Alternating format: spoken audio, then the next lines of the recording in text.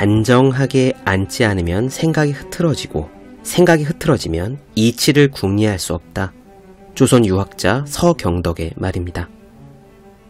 몸과 마음은 긴밀하게 연결이 되어 있습니다.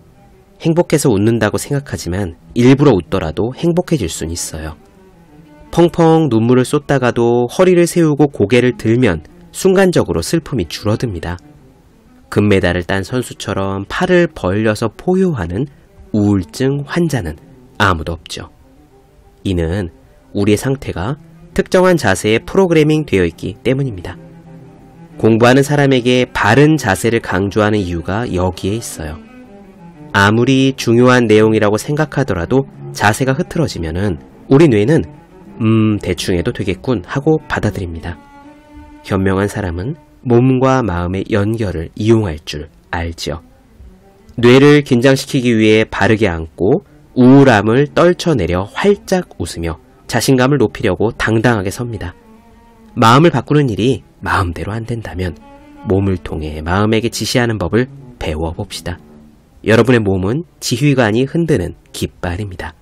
여러분의 마음은 깃발의 지시에 복종할 수밖에 없습니다.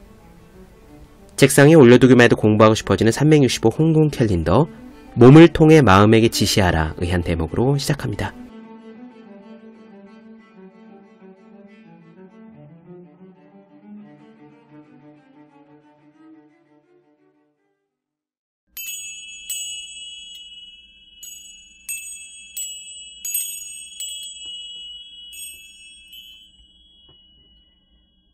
네, 안녕하세요. 본격 공부작업 팟캐스트 서울대는 어떻게 공부하는가 한지우입니다. 우리는 지금 이국종 선생님의 골든아워 살펴보고 있습니다. 직장에 몸을 담고 있는 조직의 일원으로서 승진이란 중요한 문제입니다. 진급 여부가 급여나 복지제도 같은 실질적인 이익들과 연관이 있기 때문이기도 하지만 왠지 저는요, 그 이전에 일종의 체면이라고 불러야 할지 아니면 기분이라고 불러야 할지 그런 감정적인 문제가 더 큰 게 아닌가 싶습니다. 조직 내에서의 성공을 치열하게 원하는 사람은 아닐지라도 일정한 나이가 되면 일정 정도의 진급은 따라주어야 뭐랄까요, 최소한 미치지는 않았다는 느낌이 드는 것 같아요.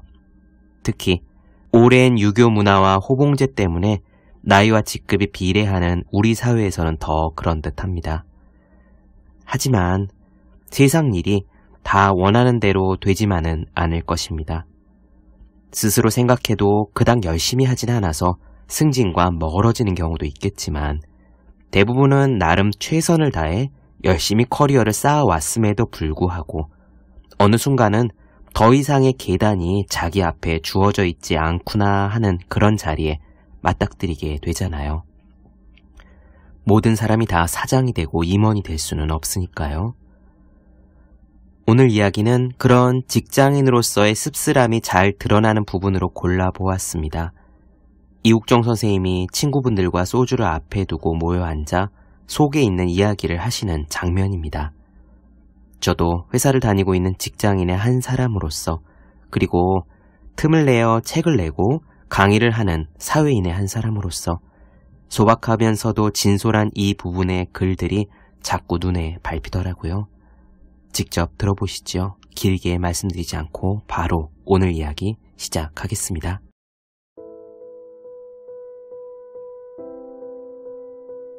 외래와 응급실 진료, 입원 환자 치료, 각종 검사, 수술적 치료가 의사들의 업이다.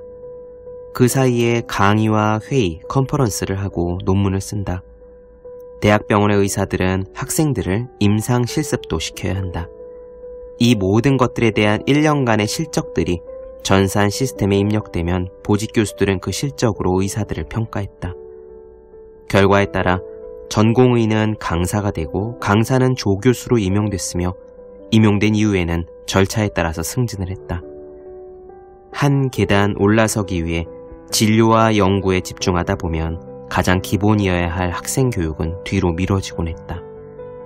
임상 강사 또는 연구 강사라는 직함을 시작으로 전임 강사나 진료 교수 등으로 분화되어 나가는 과정에서 누구도 승진이라는 굴레로부터 자유롭지 못했다.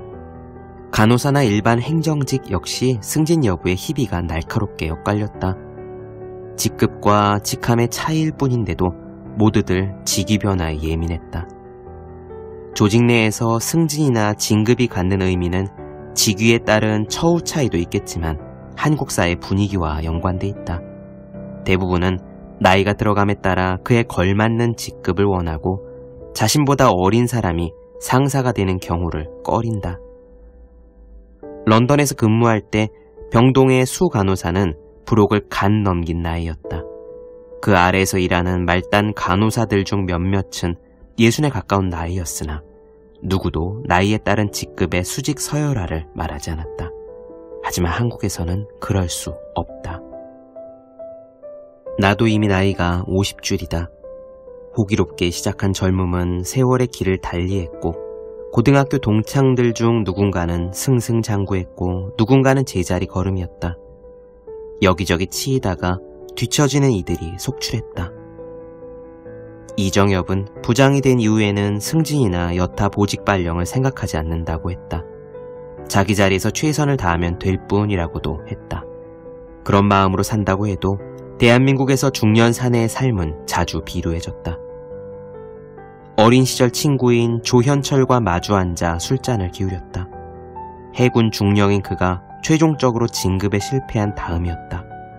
나는 조현철과 초중고등학교를 내리 같이 다녔다. 조현철은 고등학교 시절 공부도 잘했고 운동도 잘했으며 리더십도 있었다. 그 시절 그런 친구들은 의뢰 사관학교에 진학했고 조현철도 그 중 하나였다. 대학교 1학년 여름 동네 어귀에서 조현철과 우연히 맞부딪힌 적이 있다. 원래도 몸이 다부졌던 친구인데 매일 반복되는 기초 체력과 전투 수영으로 몸이 바위처럼 단단해져 있었다. 청년, 말 그대로 푸른 나이였다. 그때로부터 벌써 30년 가까운 시간이 지났다. 조현철과 나는 어느새 고민 많은 중년 사내가 되어 있었다. 내가 조현철을 달랬다. 현철아, 나는 내가 대령으로 진급하고 제독이 될 거라서 친구하는 거 아니다. 그리고 중령이면 이미 충분히 높아. 그랬다. 해군은 작은 관계로 사람에 비해 진급 자리는 한정되어 있다. 대령수가 육군 장군들 수보다도 적고 진급 경쟁이 치열한 편이다. 조현철은 이종무함의 함장을 지냈고 잠수함에 대한 연구 논문으로 석사를 받았다. 동기 기수인 해군사관학교 46기들이 하나 둘 주요 함정의 함장이 되거나 해군의 핵심 보직을 맡으며 고위급 장교로 진급하고 있었다. 이렇게 동기들이 대령으로 진급해서 올라갈 때 조현철은 전부 발령을 받아 육지로 나왔다. 직장인에게 승진이 중요한 것 이상으로 군인에게는 진급이 중요할 터였으므로 그의 상심은 클 것이었다. 그러나 내가 특별히 해줄 수 있는 말이 없었다. 이종무함은 한국 해군이 보유한 몇 안 되는 공격형 무기 체계가 탑재된 함이다. 그 잠수함의 위치와 임무는 해군 최상위 수뇌부와 국군 통수권자만이 알고 있다. 그만큼 중요한 무기였으나 크기가 작아 돌고래라고 불렸다. 엄청난 규모의 러시아, 중국, 일본의 잠수함을 차치하고 북한의 주력 잠수함보다도 몸체가 작았고 속도마저 실제 돌고래보다도 느렸다. 조현철은 그 함으로 태평양 심해에 들어가기도 했고 서해와 동해, 남해 그리고 여러 공해상을 넘나들며 주변국의 잠수 함대와 맞서기도 했다. 나는 그가 정확히 어디까지 들어가 무슨 작전을 하는지 알 수는 없었지만 그곳에서 살아남기 위해 사력을 다해 애써왔다는 사실만큼은 알았다. 조현철이 소주를 들이키며 담담히 말했다. 그래도 열심히 일만 해온 걸 사람들이 알아줘서 고마워. 보람은 있어. 그는 술을 마시고도 흐트러지지 않았으나 말수가 줄었다. 심해에서의 잠항 습관이 몸에 밴 듯했다. 잠수함 안에서는 크게 말할 수 없고 어떤 소음도 내선 안 된다. 암흑 같은 침묵 속에서 음파를 던지며 돌아오는 반사파를 분석해 움직이는 게 잠수함이다. 기도 빈익 상태로 바다 밑을 지나고 승조원들은 눈빛과 손짓만으로 작전을 수행한다. 조연철과 함께 승선한 승조원들은 소수정예였고 모두 자진해서 함에 들어왔다. 아무것도 보이지 않는 심해에서 이종무함보다 서너 배는 큰 주변국의 잠수함대와 조우하는 것은 공포였을 것이다. 나는 그가 느꼈을 공포와 중과부적의 상황을 짐작했다. 정작 조연철은 스스로 어려움을 말하지 않았다. 잠수함 내의 침대 숫자는 승조원 머릿수보다 훨씬 적다. 근무 환경은 열악하고 처우도 좋지 못하다.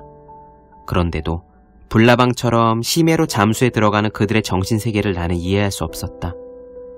내가 잠수함을 선택한 이유를 물었을 때 조연철은 무심히 답했다. 말을 많이 안 해도 되니까. 사실 크게 소리를 낼 수도 없어. 심해에서는 소리가 끝도 없이 멀리까지 퍼져나가거든. 자의반 타의반으로 말수를 줄이는 거지.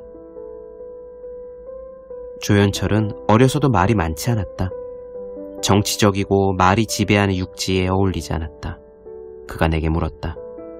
국종아, 너 돌고래가 말하는 소리 들어본 적 있냐? 나는 갑판 수병으로 있을 때 돌고래들이 무리지어 빠르게 헤엄치며 함정을 따라오는 광경들을 보곤 했다. 심해에서는 저쪽 잠수함이 보이지 않아. 정말 앞이 하나도 안 보여. 검은 우주를 항해하는 것 같지. 그런 상황에서 전파 하나에 의지해서 적을 쫓아가. 그럴 때 청운기가 없어도 돌고래 울음소리가 들리곤 했어. 꼭 돌고래들이 우리를 도와주는 것처럼 느껴졌지. 그럼 돌고래가 우리 편인가 보다 그런 생각을 했어. 마치 내 호위무사 같더라. 조연철은 그 말을 하고 웃었다.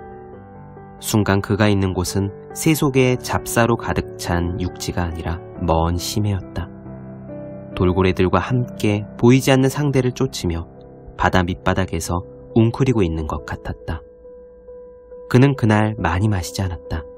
우리는 많은 말을 하지도 않았다. 마주한 침묵 속에서 돌고래의 울음소리를 떠올렸다.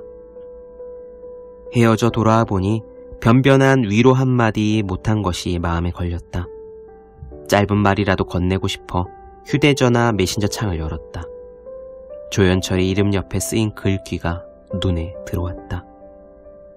고귀한 임무를 수행한다는 사실 자체가 우리에겐 보상이다. 아마 스스로를 향한 위로였을 테지만 이정엽이 한 말과 다르지 않았다. 아무리 국가관이 투철하다고 해도 진급하지 못한 아쉬움은 있을 것이다. 그는 흔들리는 자신을 부여잡고 있었다. 나는 몇 글자를 적어 넣다가 말았다. 말 없는 세상에 어울리는 그에게는 그 어떤 말도 불필요할 것 같았다.